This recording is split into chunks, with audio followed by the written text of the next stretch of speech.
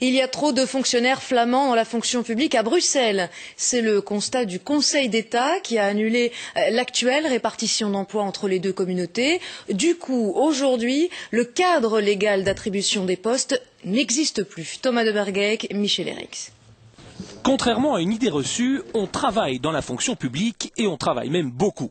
À Bruxelles, 1800 personnes sont occupées à temps plein. Il y a 30% de néerlandophones et 70% de francophones. Les gens du Nord sont encore trop nombreux, estiment les partis du Sud. Avec 13% de Flamands habitant à Bruxelles, ce chiffre devrait être revu à la baisse. 25, 23 ou peut-être 20% serait une meilleure moyenne. D'élection en élection, le nombre d'électeurs qui votent pour les listes flamandes diminue. Il n'y a pas lieu de penser que les Flamands aient plus besoin, je dirais, d'avoir accès au ministère, à l'administration régionale. Donc effectivement, le volume des affaires traitées, il est toujours assez proche de ce que représente la répartition de la population.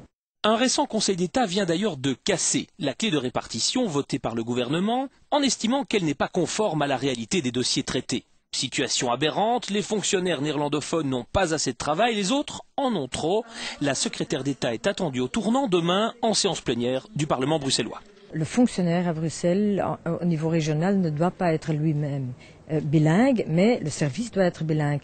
Et donc, c'est pour ça qu'on peut aussi tenir compte du fonctionnement du service. Comment est-ce qu'il peut encore rester bilingue? Donc, il faut quand même avoir une certaine proportion de néerlandophones et de francophones. En attendant, les dossiers s'accumulent à l'administration bruxelloise et certains dans les bureaux trépignent, car sans un cadre légal clair, impossible de faire carrière et de passer cadre ou directeur par exemple. Demain dans l'hémicycle, ce sera l'argument du nombre contre l'argument de l'efficacité. D'ici la fin des débats, les fonctionnaires attendront encore un peu.